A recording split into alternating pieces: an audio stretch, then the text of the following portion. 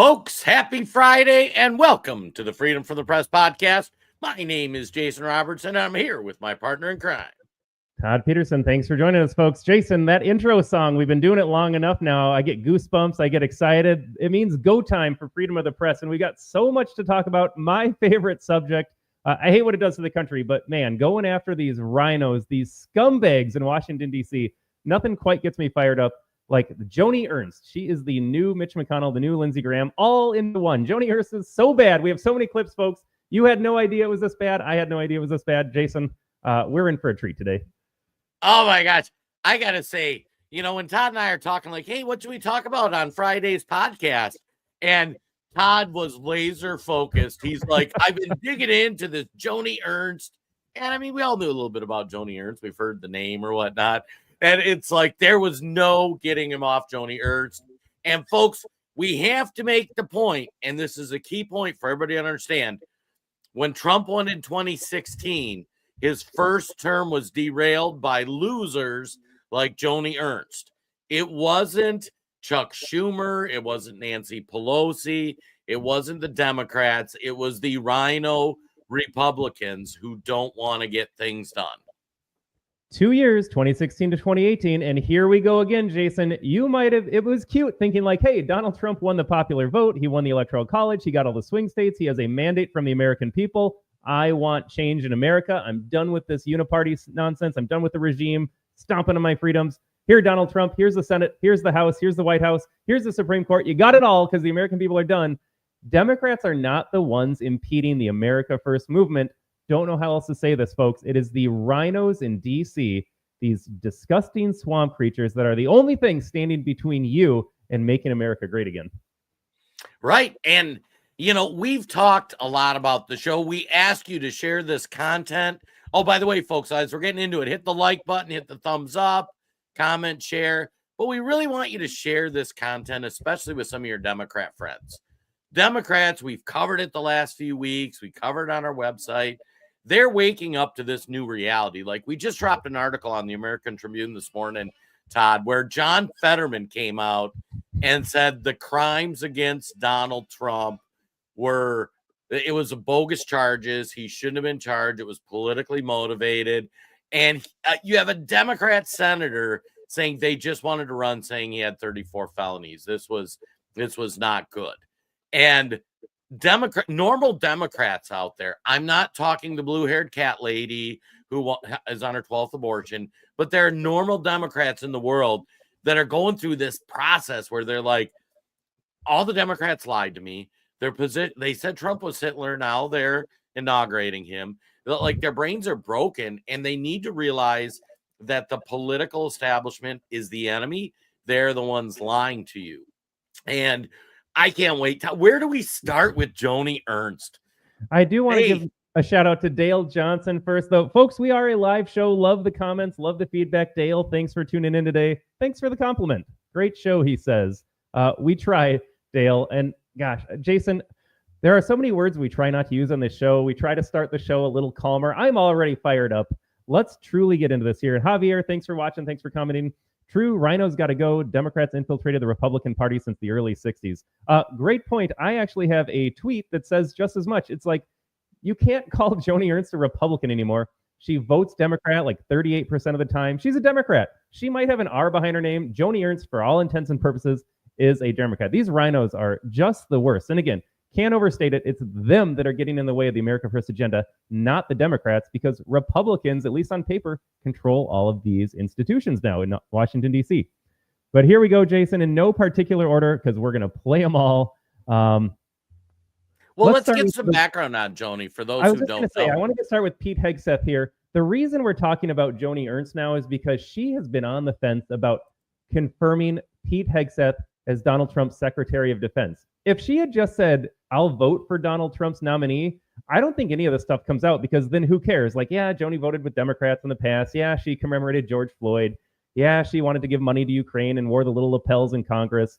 Yeah, there's a lot we don't like about her. But if she had just said, yes, I will vote for Pete Hegseth to be Secretary of Defense, none of this comes out because she's now supporting the America First agenda. But she doesn't. She says, I'm not sure. Even though I voted to confirm Lloyd Austin, Merrick Garland, all the rest of these insane Biden noms, She put Ketanji Brown Jackson on the Supreme Court, confirmed her appointment, but it's Pete Hegseth that she has a problem with. And so then X, doing what X does best, pulled out all of the receipts. And so I don't have a particular order here, but I got a clip of her comment. Hang on, let's just give some background on Joni Ernst, because nobody heard of Joni Ernst hardly before last week. Joni Ernst served in the military. God love her. In 2014, she was elected in Iowa. Iowa is one of the reddest states out there. Todd and I are both from Minnesota. We know people from Iowa. Iowa's about freedom, But now you see this pattern starting with Joni Ernst. She was very involved with military stuff coming out of Iowa. She did replace a Democrat senator, take that what you will. She won 2020 pretty easily, her reelection in 2020. And then, she's just tooling along as a nobody, just a nice senator from Iowa, nice quiet existence. But underneath, I think what happened, and I should grab my tinfoil hat. Todd and I both listen to Ted Cruz's podcast, The Verdict, and great podcast. If you ever listen to it, gives you all kind of the background information. But the one thing Cruz talks about, it kind of reoccurring on a show, is these RINO Republicans get together and they say, okay, whose turn is it to go take a bullet? Mm-hmm. And like, who's going to vote against this legislation? And they'll always do it like when it doesn't really matter, like, hey, okay, I'm going to vote for this so they can't ding me, or I'm going to oppose this. Joni Ernst got selected, and they said, they all rallied against Gaetz. Gaetz stepped down. Wait to see what Gaetz does. But Ernst was selected to be the one to oppose Hegseth. And welcome to the firing line, Joni Ernst. We're happy to have you. I just want to give a shout out too. We got Kagan Girl in the chat. Thanks for tuning in, Kagan Girl. Dixie makes an interesting analysis because she thinks she should have that position instead of Pete. Yeah, and just to build on our military background, and the folks, I promise we'll get to the videos. National Guard for 22 years, spent a month in Kuwait in 2003, 2004. Again, thank you for your service. She enlisted in the National Guard at the age of 20. No, we got to say this again, too. It's the same nonsense they pulled before. It's like, we're not going after Tim Walz or Joni Ernst for serving in the National Guard. Thank you for your service.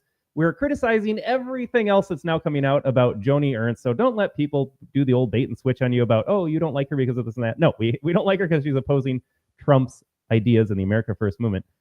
Here she is with some comments about refusing to confirm Hegseth.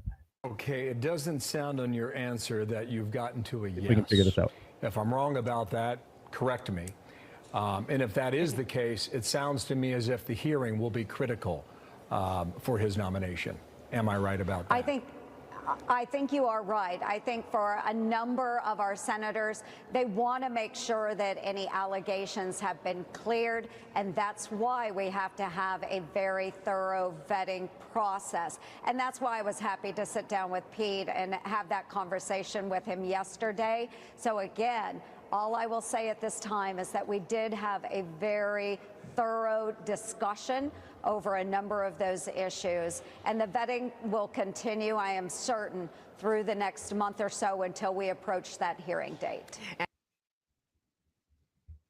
I am going to couch my comment here. So again, more background is probably required for some of our audience here. Good to talk through this all. Hegseth is going through these allegations that stem from a 2017 incident where he and a woman, after drinking in the bar, ended up in his hotel room. And just my opinion here, this woman says she was defending other women in the bar because Hegseth was getting too handsy or whatever, and opted to walk him back to his room as a measure against keeping the other women safe. Turns out she was staying at the same hotel with her husband, ended up sleeping with Hegseth, and a couple days later filed a police report saying that, the awful R word had occurred. Now, my read on the situation, a lot of other people are commenting on as well. They say, you know what? A couple days later passed. Your husband might have found out. He's wondering, where was my wife? We had a hotel room together and she didn't return to the room that evening. Might regret have played a role as well, trying to protect yourself from your marital infidelity. And so what is happening here? Yes, men sleep with women. Men take women home. That does not mean it was not consensual. It doesn't mean anything bad happened. But this is the Kavanaugh tactic. And Jason, I explained this in my American True Live podcast, where it's all they do is have these mixed, how can I say this on Facebook friendly? The misconduct allegations. You saw it with Clarence Thomas. It's now a verb with Brett Kavanaugh. Matt Gaetz went through it. Donald Trump has gone through it. This is what they do. This is their playbook. But it's so fascinating that Joni Ernst is hung up on this when there are rumors about her own infidelity circulating when she was overseas deployed in the National Guard that led to her divorce. So she has no problem serving in the U.S. Senate representing Iowa, pretending to be a Republican, when she has encountered the exact same thing in her personal life, but suddenly that's a bridge too far for Pete Hegseth to be sec def. So much to unpack. So excellent breakdown. Hey, first, before I get going too, we got Taylor Anna checking in saying hi. Whoa, Taylor. She's about to send somebody a friend request and say, good morning, Taylor. Fally's here over on the Rumble. Fally, we love you. Happy to have you here. Got Karen checking in, saying agreed. She's a RINO, in sync with Murkowski and Collins. Don't trust her. We're going to talk more about Murkowski and Collins here later. And then we got John checking in over on Facebook. John, sometime we got to get you over to Rumble, my friend, because we're going to do a Rumble only part where we can say some of the naughty things that we can't say on Facebook and YouTube. But anyways, and Fally actually hit the nail on the head. Why cry now sounds like the Kavanaugh effect. Folks, I gave this advice. I do the Wayne Dupree podcast during the week to the audience at the end of the week. Go back and watch any of those Kavanaugh videos. Brett Kavanaugh, who led an honorable life. You know, he pretty clean slate, pretty boring guy. You would have thought he was running like the Epstein network, the way they went after him. But I'm going to break down some truth bombs, and I'm sorry if this offends anybody. First, Pete Hegseth is an attractive, athletic alpha male. I don't know if you spent any time around athletic alpha males. They sleep with women. That happens. They tend to consume lots of alcohol from time to time. Doesn't matter if they're a football player, a military guy, or whatnot. Todd, would you agree with that assessment? I'm shocked, Jason. I am so shocked. My sensibilities are so offended. I can't believe you suggested that. And now this just in, women are attracted to strong, athletic, good-looking guys. And there have been people known to have extramarital affairs with strong, athletic, good-looking guys. Todd, have you ever heard of that? Yeah, I have. Joni Ernst can attest to that. I imagine she can attest to that when she was serving in the military and had an affair. Allegedly. But Todd touched on a great point. This girl was hanging at a bar at this event with Hegseth, somehow ends up in the room. And I've seen texts, I don't know if they're true, of like her husband texting her like, honey, where are you? You know, and I got to imagine, Todd, how long have you been married? Long enough to wonder, I thought I went to the hotel with my wife and now she's gone. She was drinking. It sounds like she walked another guy up to his room. I start to have a lot of questions as the husband. I was going to say, Jen and I have been together over 10 years. It's not like I magically disappeared for some night and showed up the next morning. And I'm just going to say, like, if bad things happen, if someone was raped or whatnot, like, that's horrible, like, prosecute people that did it. But a couple days later, when somebody comes out and says this, I'm not buying it. And Pete Hegseth, when he was on Fox News, when he was on all these things, it's just like Kavanaugh. Kavanaugh went through the entire ringer before any of this came up. And, you know, Kavanaugh went through the entire ringer. And then finally, when he's up for a really big job, they drag somebody out of the woodwork that accused him of infidelity. And here's the thing, too. If Pete banged her in that hotel and if he had an affair, that does not disqualify him from being the Secretary of Defense. Because if we disqualified everybody from serving in Washington, D.C. that had an extramarital affair, Washington, D.C. would be empty. Now that you say that, Jason, maybe we should start making that a litmus test. Let's clear out Washington, D.C. All right, you can't serve if you've had these little things happen to you. Boom, we just cleaned house in D.C. There's an idea for Doge. Right. I like this comment from Elizabeth Hanson. Elizabeth, thanks for tuning in and watching the show. Head over to Rumble at the American Tribune. Glad we're hearing about Joni, and I second this. There's always a silver lining. Trump just keeps winning because he has exposed another one. My opinion of her has gone south. That is the only conclusion. No one should respect or like or vote in the future for Joni Ernst. Her name is tarnished forever. Don't want her around at all. All of these RINOs have got to go. Comments are coming in fast. I was trying to get to this one. As a former sailor, writes Randy, thanks for tuning in, who served 35 consecutive months with Squadron VC-10 at Guantanamo Bay myself, I like the choice of Hegseth for SecDef. I'm so ready for our country to rebuild our military to the level of strength it once was. Absolutely. And you know what? They oppose him because they're afraid of how he will redo the Pentagon, maybe take away some of the slush funds, maybe do a little investigating, maybe remaking our military the way it should be with strong male leadership. Well, and I got to say, Randy touched on a great point. Randy, thank you for your service. I know we got a lot of vets that tuned into the show. We appreciate it. Folks who've served or their children served. My dad served. I kind of thought the military was corrupt when I was growing up. So I'm like, I don't want to get sent to some desert to die for oil. That's a whole nother story. But a lot of people honorably serve in the military, and we respect those. Pete Hegseth served honorably in the military. Part of the way to fix it, if you hear people, smart people I respect, like Colonel Doug McGregor, who Todd interviewed once, by the way. Like, how cool was that? Check it out, the American Tribune Live. That's my very first episode, sitting down with the Colonel for 1 hour unfiltered. And what they'll say is, if you look at the structure of the military, you need to fire like the top 4 or 5 levels.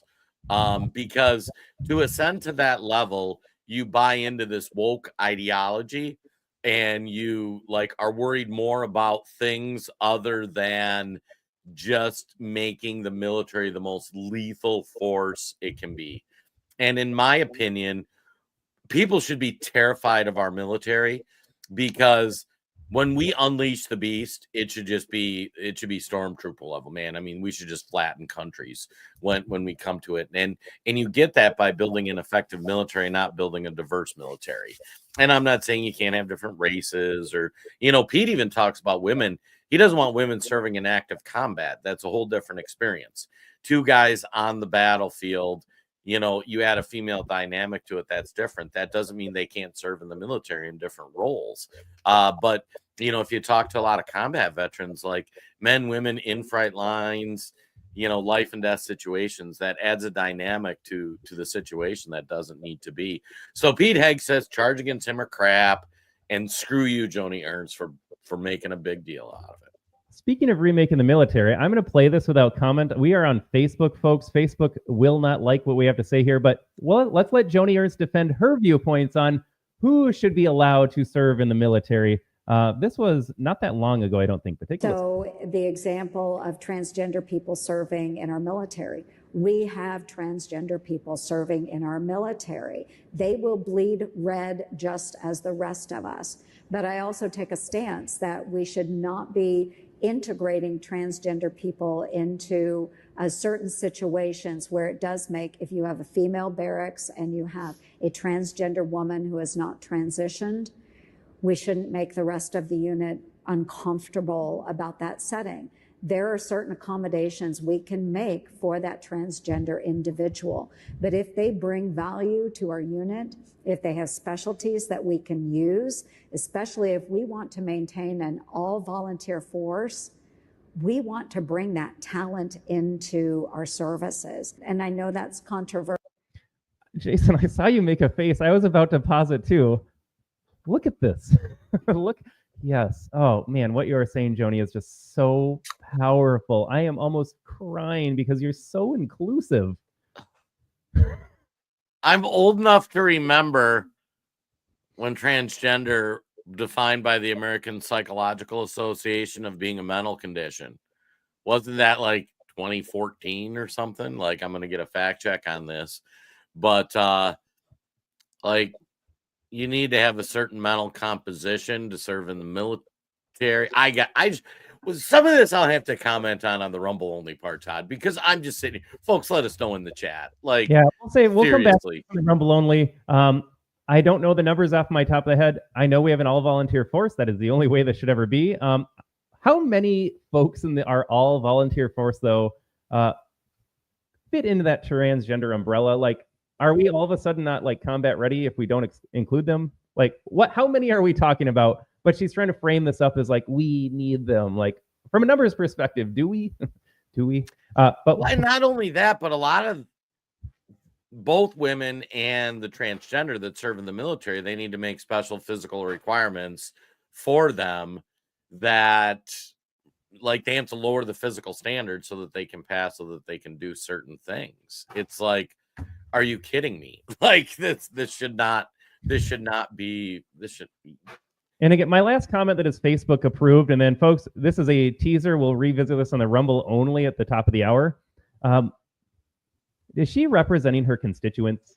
Joni Ernst represents deep red Iowa, a state we were told Kamala would win by 3 points. Turns out it went 14 points the other way for Donald Trump. Iowa is one of the most conservative states out there, and you, as their elected representative, should be, and again, this is what makes you a RINO, you are representing Iowans. You're not representing your personal beliefs. I played this video. I know we can't comment on it as much as we want to right now, but again, RINOs, they don't care what you think. You might have had an R and they voted for you and you campaigned and said, I'm against abortion. I'm for guns. Hold on to that thought because it turns out she's not either. Just campaign on that issue, abortion. I'm going to protect baby's life. And they're like, yes, I have a Republican. They all go to DC and they all sell out your values and your principles. So again, just a case of her not representing her constituents at all, just buying into the woke nonsense. I was going to say, I've been to Iowa a bunch of times, living right next to it in Minnesota. I got friends, family that grew up in Iowa.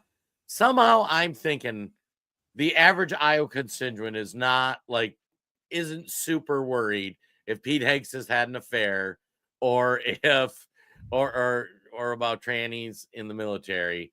I think they just want safety and security of our nation. Like, I could be wrong. Yeah. Like, Iowans are like Minnesotans. Other than our big cities, we're pretty simple people. You know what I mean? Just leave me alone. Just keep me safe. Do the bare minimum functions of government. But that's not bad enough, Jason, because not only is she not representing her constituents, she berates them when they disagree with her and have better ideas than she does. This one is pretty astounding. Include changes to the asylum law, which would allow us to immediately deport people that don't meet a higher standard for asylum in the United States. Immediately deport them. Immediately. And you know what we heard? We heard, this package is bad, don't pass it, don't pass it. So all of the calls I got at my office said, do not pass a border bill. We do not need a border bill. The president can do everything. He has the authority. Don't you dare pass a border bill. That's what I heard. Now, I actually think, because again, I do deep dives into bills, and what was in that bill, we will never have the opportunity to pass. Probably in my lifetime. We will never see changes to the asylum law in the United States when we get the kind of reaction that we did over this border bill. Okay? And it's from the public. People here now. Yeah, so how many of you called the office and, well, maybe how many of you were opposed to the border bill? Yeah, there were several, okay? But let me tell you, we got a lot of calls that said don't do it, don't support it. Okay, we could have changed the asylum. All right, this is a long clip. The context here, she's talking about that god-awful bipartisan uniparty border bill. And we've explained this before, what's in it. There was more money to go overseas to certain countries involved in hot conflicts than there were to defend our own border. It codified the number of illegals that were currently coming in at record numbers. It created more jobs for Border Patrol, and those jobs were not people on the border to say, turn around, son. They were simply there to process paperwork and get them in the country faster, among a host of other things. Had this border bill passed, it would have been the end of the U.S. southern border. And Joni Ernst is out here, and it gets even worse. She is lecturing her constituents, berating them, chiding them like they are children because she knows better than them. She did a deep dive on the border bill. And we can all read the bill. I can do the same deep dive as her, and I can understand that maybe I don't want to codify however many it is, 3 million entries per year. Maybe I don't want to commit tens of billions of dollars to other countries involved in conflicts when we have our own issues to deal with at home. But Joni Ernst, again, she reveals herself to her constituents, to us now that we get to do all these video explorations of her past comments. Just a disgusting woman. Like, no, that bipartisan bill was awful. It was simply awful. We saw through it. Her constituents said, please don't do this. You represent me. And she didn't care less. When that border bill was first passed, Todd and I did an entire episode breaking down, showing clips from it, reading excerpts from it. But for those who are unfamiliar with the border bill, Todd said it really well.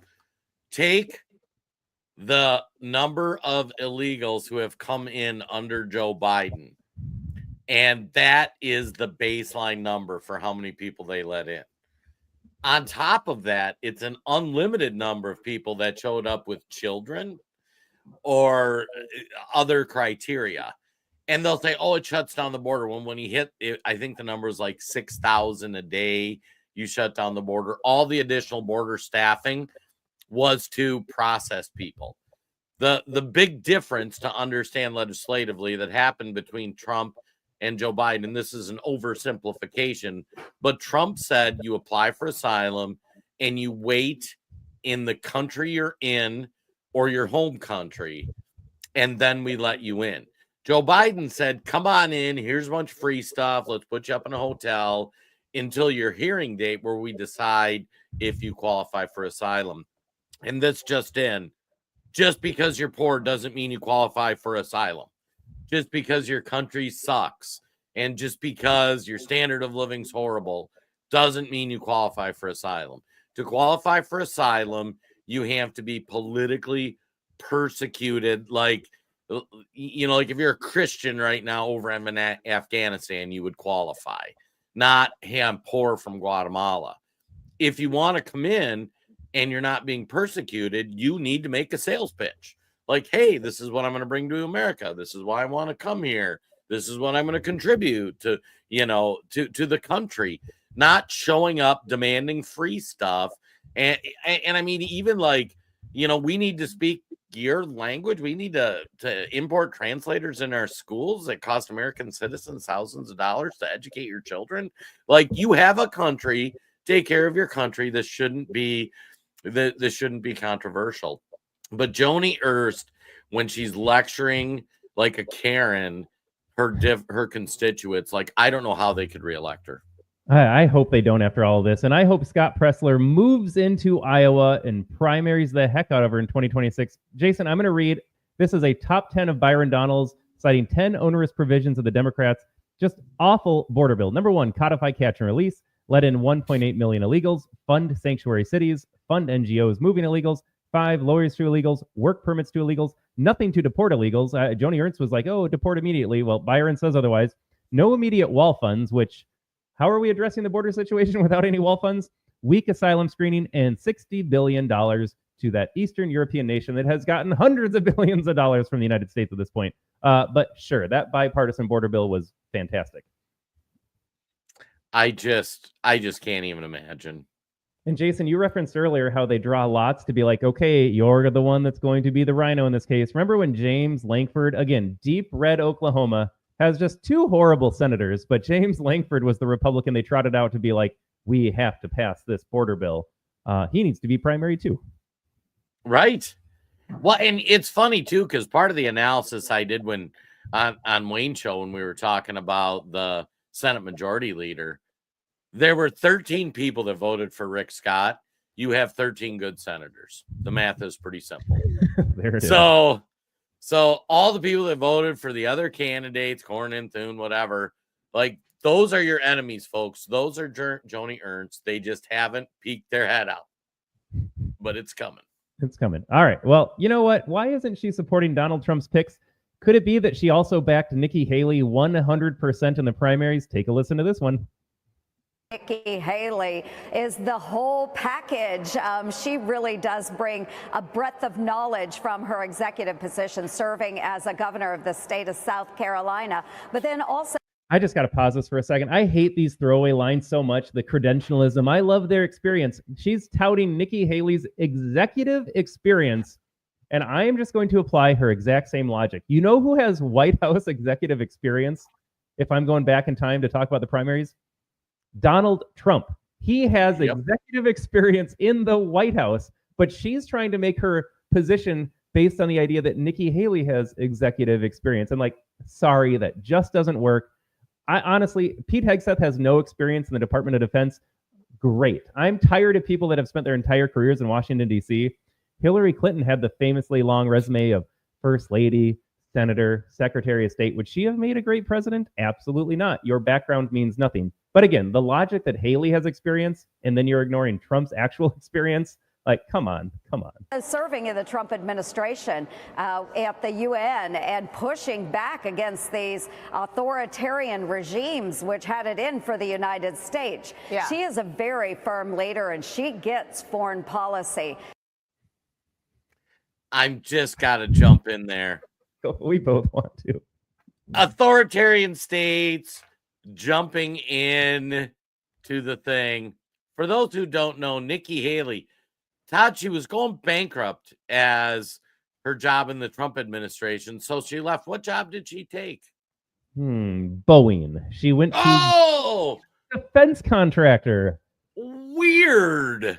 So the defense contractor paid her billions of dollars. Translation, folks, for these rhinos like Joni Ernst and Lindsey Graham and all the other terrible rhinos, when they say like they know how to stand up to authoritarian regimes, what that means is they're going to get us into unnecessary conflicts overseas, sending poor white folks like you, me, and our audience over to these countries to get killed so that they can get rich making munitions. And I mean, last week we covered it where they were talking about how they exposed the whole scam. Like, go back and watch. The Washington Post reported on it. Right. The Washington Post reported on the scam, only they painted it as this is a great thing. Folks like Joni Ernst, you know, she's going to end up working for Boeing or Lockheed or one of these folks. She's probably already given speeches at their conventions. These people just, they infuriate me. And it's just lies. It's either stupidity or outright lies. There's no in between. It could be both. But she's out there again saying, we need someone that's going to be tough against authoritarians if we're supposed to believe that threat. Do you know who stood up to authoritarians already and we have a proven track record? Donald Trump. Like, if she's going to say all this and she's going to say Nikki Haley brings the experience and she can stand up to tough people around the world, and just in Joni Ernst, like, Donald Trump already did that. Like, that can't be the basis for your argument. It's so infuriating. Well, and these rhinos, you have to understand, they get rich from the military-industrial complex. Like, they're owned by the military-industrial complex. And it was fascinating. And this will be a question for the chat. I was having a back and forth with somebody on Twitter. I had said, like, we need to cut off Ukraine funding. And some blue-haired person is like, I think that's a bad idea, blah, blah, blah. And I'm like, well, they said, why do you think Ukraine's bad? So I'm like, I want to get a level set for where you're at. Since World War II, which conflicts do you think were valid for us to get engaged in? Did you think the Vietnam War was good? Did you think the Korean War was good? Did you think Afghanistan was good? Desert War 1 and 2?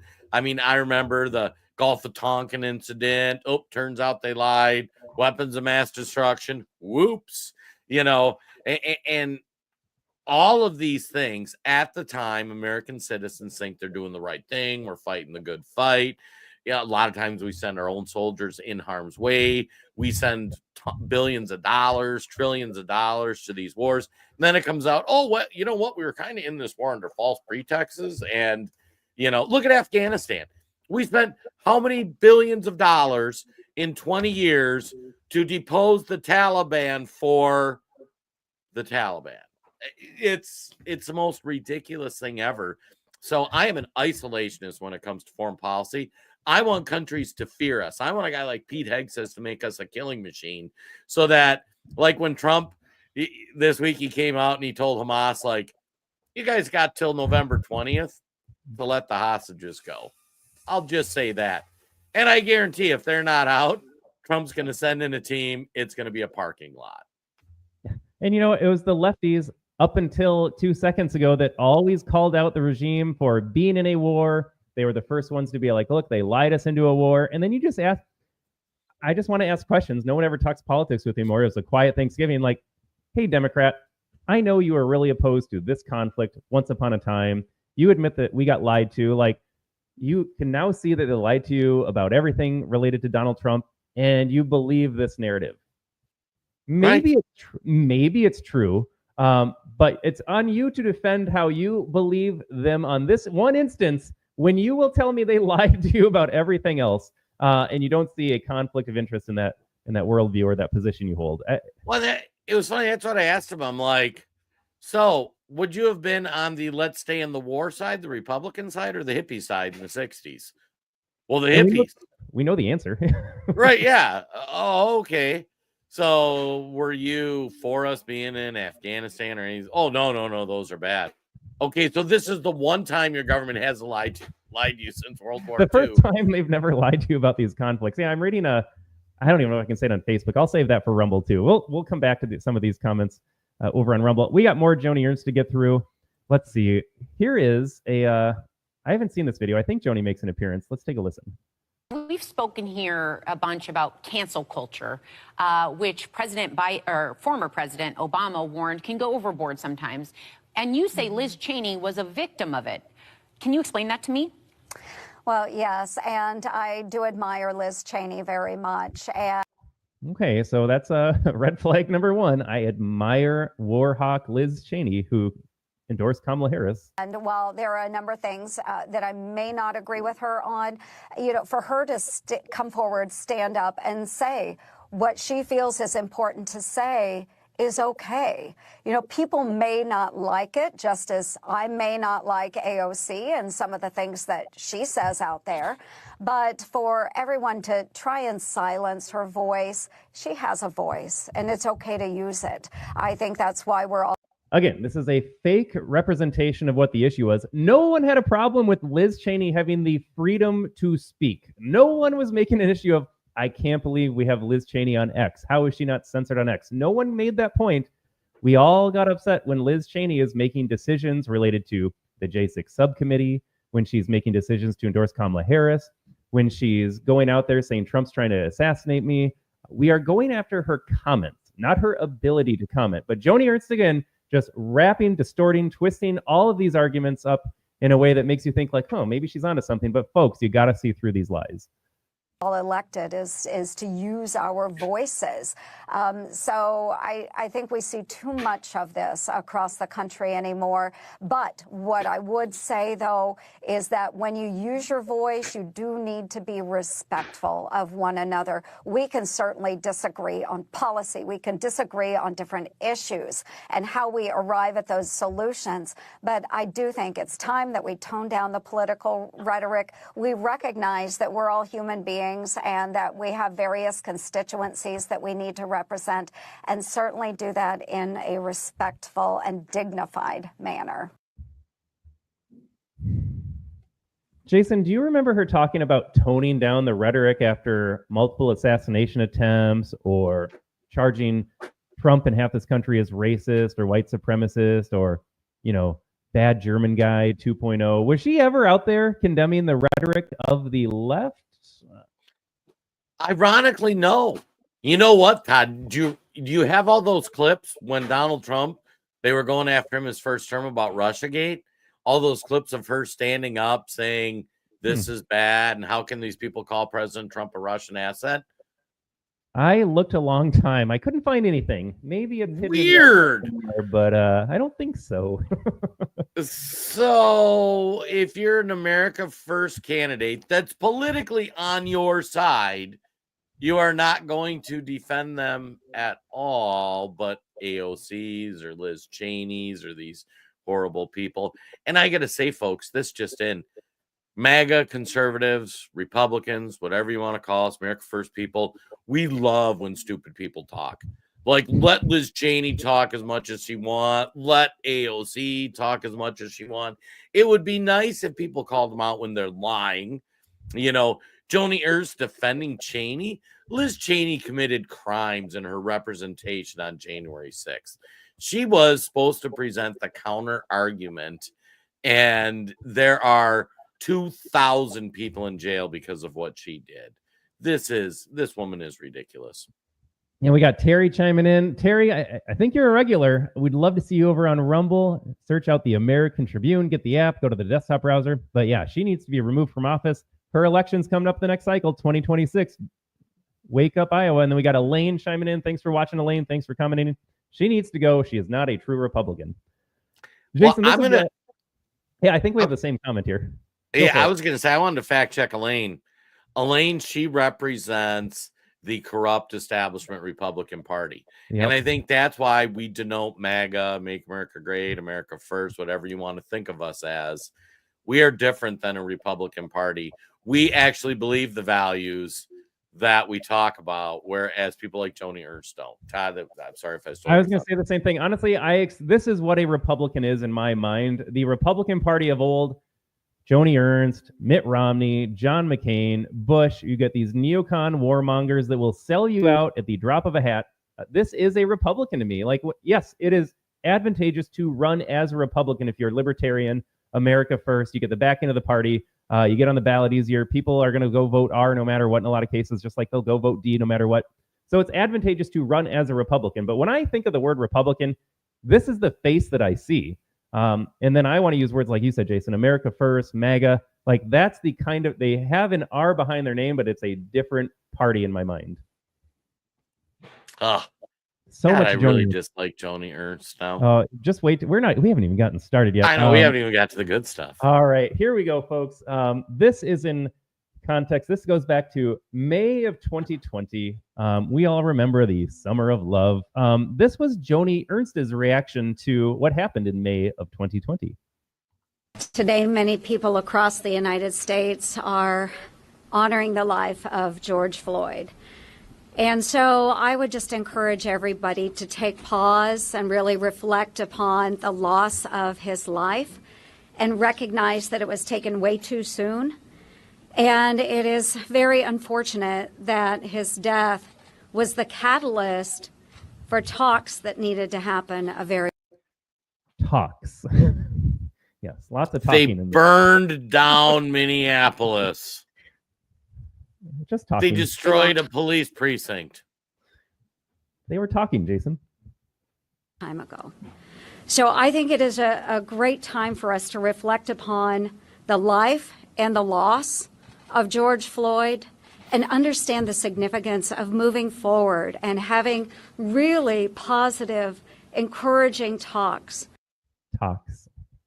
about what it is to be a person of color across the United States. And so I'm so thankful for the great conversation that we just had with Senator Tim Scott and a way that we can move forward and talk about racial injustice and how we can solve it and be part of the solution, not part of the problem. It is a really great time for us to come together and do that. So upcoming events, I'll be sitting down with Chaplain Barry Black, who not only is a wonderful veteran of the United States Navy, but also serves as our Senate chaplain and provides prayer for us every single day, just to understand his leadership opportunities and where we can go in the future. I also want to give a shout out to a gentleman I've worked with, not just since the death of George Floyd, but for many years now, a rapper, hip hop artist in Des Moines by the name of Will Keeps. Will has a wonderful nonprofit organization that has worked with underprivileged children in the Des Moines metro area, helping them overcome the challenges of race and injustice. Mr. Will Keeps' organization Starts Right Here is exactly the type of organization that we should look to find those types of solutions of inequality throughout our community. I don't know what we're allowed to say on social media platforms like Facebook and YouTube in response to this video, Jason. Man, there's a lot I want to talk about.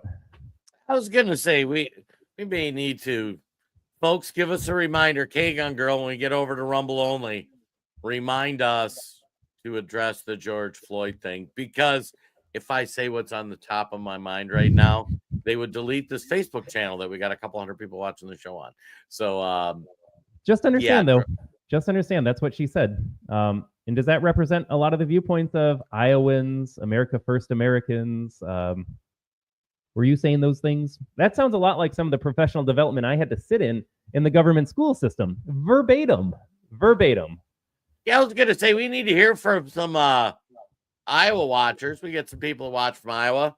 Are you seeing that and going, yeah, like racial injustice with George Floyd, great guy.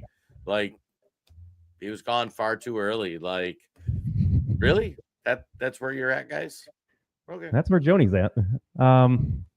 We got more. Let's I can't see the title of this video, but it's Joni Ernst doing Joni Ernst stuff. So here we go. You say fresh start. Does that mean somebody other than Donald Trump? There has been a lot of discussion. Now, President Trump in the polls, he does lead, but we do have a number of people out there as well that will say, you know what, we do need a fresh face out there. So there's a lot of different thought in Iowa, and we have probably 5-6 months here before January, and we'll see how it shakes out. Okay, little flashback, a little trip back in time. Joni Ernst decidedly not supporting Donald Trump. Again, we had the other clip. This one takes place, if we're doing the timeline, before the other clip where she just comes out and says, Nikki Haley's exactly what we need for her leadership and her toughness. But you see the pattern, not supporting Donald Trump, not supporting you. Again, the larger point is, who cares? Donald Trump, one person, but she is not supporting the America First movement, and by extension, you, the American citizen that just wants change in D.C. I gotta say, Todd, I gotta reference a comment, changing subjects quickly. We have Stephen B. Combs.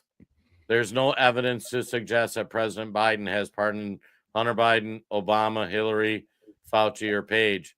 I know there's a discussion going on one of the Facebook pages about pardons. Stephen, Hunter Biden was pardoned. He was pardoned for every crime dating back to 2014. Although his tax crime started in 2016, they extended it 2 years beyond. It was in a written statement from Joe Biden. I don't know if you know that. I can't tell if you're a liberal or a Biden supporter. We appreciate you tuning in. And Todd and I are pretty good at predictions.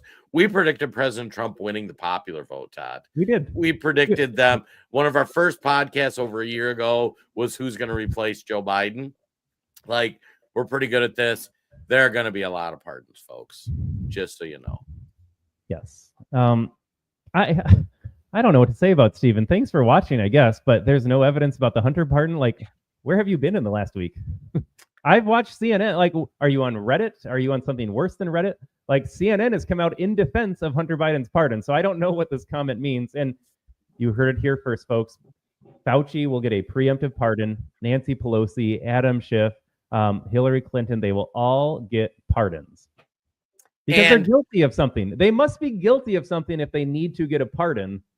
That is the nature of a pardon, is you absolve of a crime. So I don't. What else do you want me to say? Are you admitting their guilt, basically? And I was gonna say, like, the best thing to do too, when they issue a pardon, it's a 1-page document. You can go read it. Sometimes it's 2. But if it says like any and all crimes that they committed, yeah, that means they committed crimes. Known and unknown. Sorry. Thanks for tuning in, Stephen. I really Join us on hope Rumble, that Stephen. We can have a much more really engaging conversation on Rumble. Like, don't you hope Stephen like tunes into shows like ours so he can actually like learn facts and stuff? And I thought we were very respectful towards Stephen. You are wrong, Stephen. That's not mean of us to point out how you are incorrect, but we're civil in pointing that out. We mean no ill will.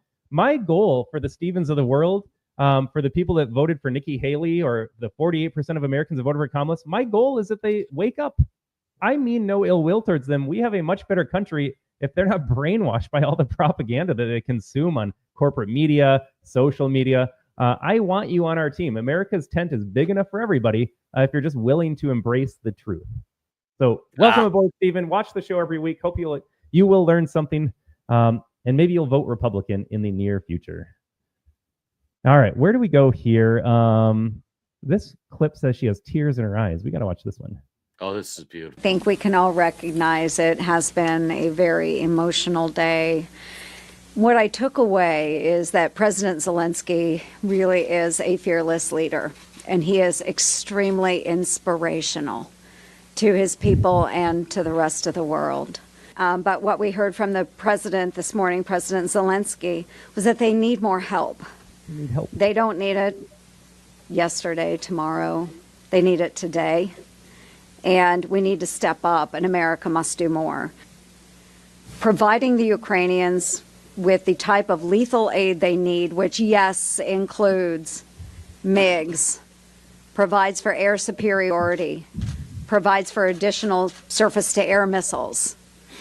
Whatever those means are, this administration should be signaling to President Zelensky, we are here to help, and we are here to provide. And by doing so, that will signal to Putin that we are together as NATO allies and partners standing strongly behind Ukraine. Let's send that signal to Putin that we're behind Ukraine. Let's tell Poland that they can move those MiGs to the Ukrainian pilots. And we will ensure that Ukraine and our NATO partners are getting all of the support that they need. America has to be on the side of freedom. It's who we are. If we're not, the American people will suffer those consequences here at home. Can I just ask how? how will we suffer? How are we suffering consequences? Like, audience, help us out. Maybe a Democrat's still tuning in. How on earth, if Putin takes over half Ukraine or the whole thing, like, we can feel bad about it, but how does that threaten our freedom here, Todd? They never tell you that. They just make some bold statement, assert as a truth. Maybe change my mind. I'm an open-minded person. Maybe you can convince me or persuade me and say, for A, B, and C reasons, this is why. But they can't even do that. Yeah, she's disgusting and needs to be recalled. I got some images here. I'm going to pop them up right now, Jason, as it relates to supporting Ukraine. Again, I heard more emotion in her voice, more appeals to freedom about Ukraine than I've ever heard her speak about related to America and Americans. I don't remember her advocating for freedom the last couple of years when a virus was spreading around. Right. But sure, let's continue that conflict over there. Again, we're on Facebook, folks, so not a lot we can say. We're just waiting for some files to load up here. I want to pop up some stuff. You can see the Ukraine lapel. And then let's zoom in a little bit.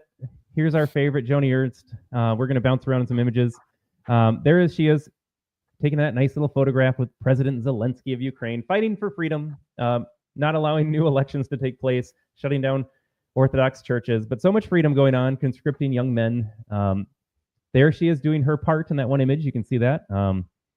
And then there she is with Biden's Supreme Court Justice nominee, who just this week was arguing that if we don't allow kids to undergo certain treatments to support their conditions, that was akin to banning interracial marriages. But there she is confirming that nominee. But yeah. Oh my God, we didn't talk about that. How much of that hearing did you listen to?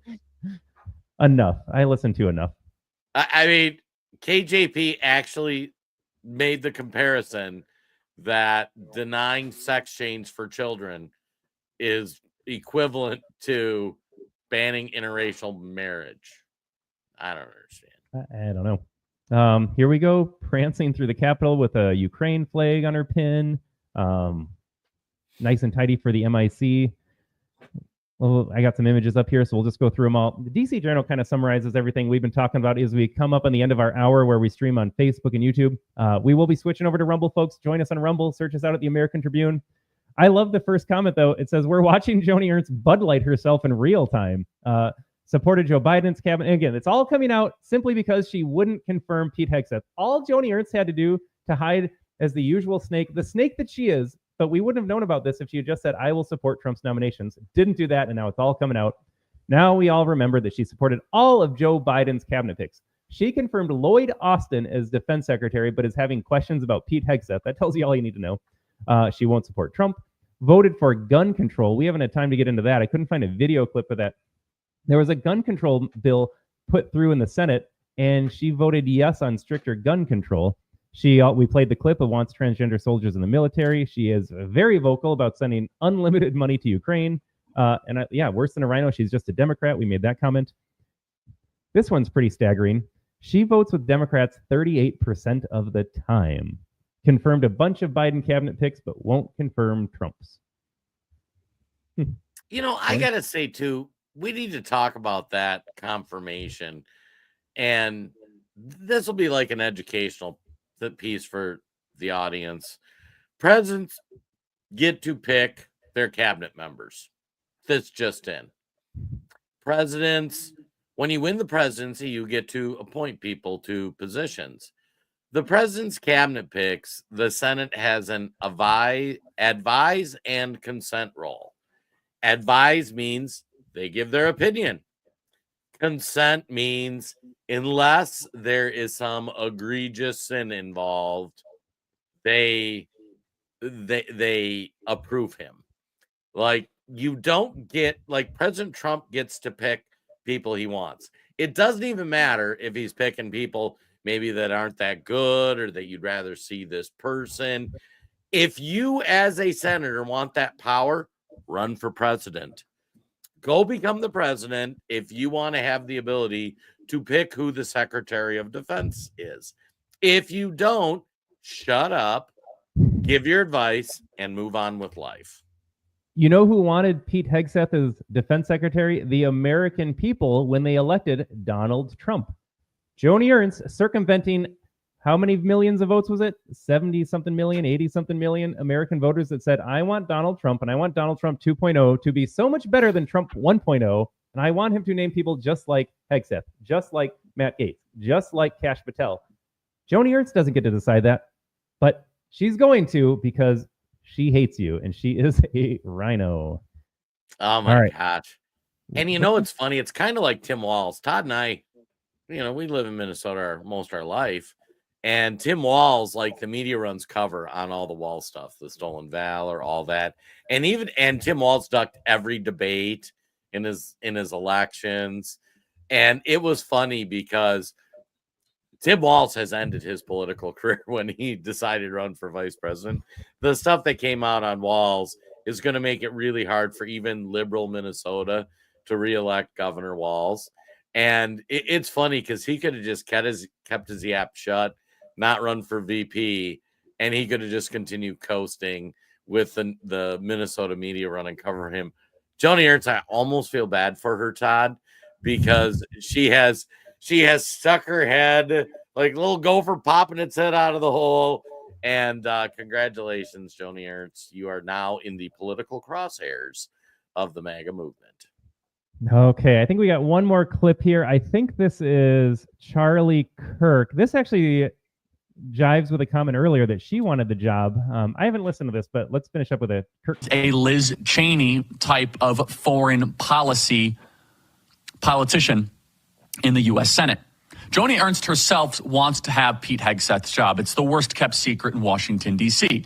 Joni Ernst wants to become the Secretary of Defense. And since she wants to become the Secretary of Defense, she has launched a very nasty, below-the-surface campaign to try and torpedo and thwart Pete Hegseth. And with that, go against President Trump. Joni Ernst has decided to play a little cutesy, to say, oh, I don't know if I'm for Pete Hegseth. You see, they're artificially trying to create a narrative that the women of the Senate are against Pete Hegseth because of an email his mom sent, and then she said that she didn't mean it. Now she's 100% behind her son, or because of the fake accusations of this woman that obviously was lying to Pete Hegseth in a Kavanaugh-type smear. So Joni Ernst is now being flushed out and is being singled out as being the reason why all of a sudden Hegseth is having all of these issues, all of these difficulties. This is Joni Ernst, who was asked a question today of whether or not she supports Pete Hegseth becoming the Secretary of Defense. Play cut 108.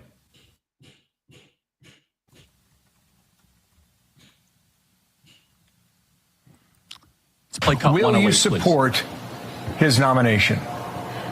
Well, I did have a... All right, and that's the clip we played there. So, interesting idea. I wonder, like, let's say she does want that job. Is she going about it in a way that's going to get her that job? Like, who would ever... Donald Trump certainly is going to nominate her. I don't know who would ever nominate her at this point. Like, if you want the job, I can't think of a worse way to audition for it. Oh, I can think of somebody who would want her to have that job. Nikki Haley. Oh, interesting.